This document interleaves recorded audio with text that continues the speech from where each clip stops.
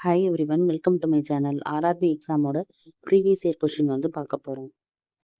கொஷினில் என்ன கொடுத்துருக்காங்கன்னா, ஒரு பர்சன் அவங்களோட குட்ஸை 30% ப்ராஃபிட்டில் செல் பண்ணுறாங்க. காஸ்ட் ப்ரைஸு 25% இன்க்ரீஸ் பண்ணும்போது செல்லிங் ப்ரைஸும் 10% இன்க்ரீஸ் ஆகுது. இப்போது புதுசாக இருக்கிற ப்ராஃபிட் பர்சன்டேஜ் எவ்வளோ அப்படின்னு சொல்லி கேட்டிருக்காங்க. ஃபஸ்ட்டு காஸ்ட் ப்ரைஸ் 100%, ஸோ 100ன்னு வச்சுக்கிறோம். ப்ராஃபிட்டு 30%.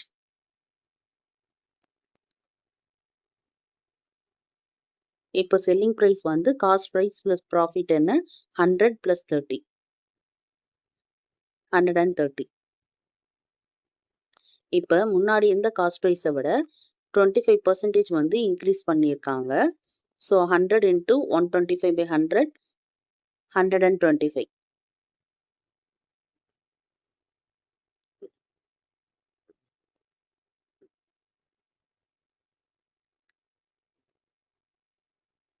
செல்லிங் ப்ரைஸ் 10% இன்க்ரீஸ் பண்ணியிருக்காங்க.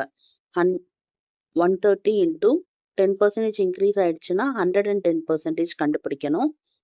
110/100.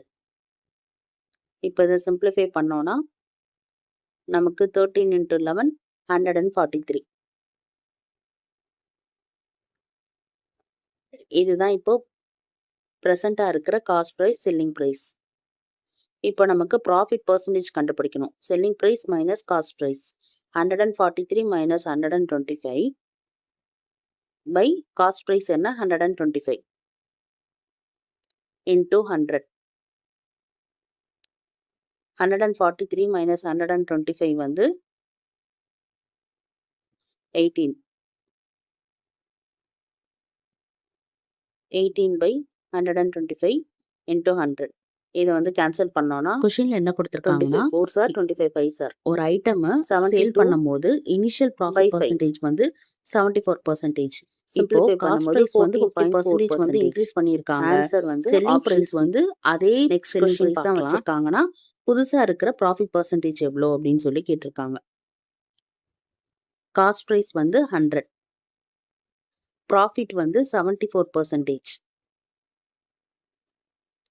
காஸ்ட் ப்ரைஸ் 100னா 100ல் 74% கண்டுபிடிச்சோன்னா 74. So profit 74. இப்போ இருக்கிற செல்லிங் ப்ரைஸ் 174. வீடியோக்கான லிங்கை கீழே கொடுத்துருக்கேன், டேக் பண்ணியிருக்கேன், செக் பண்ணி பாருங்கள்.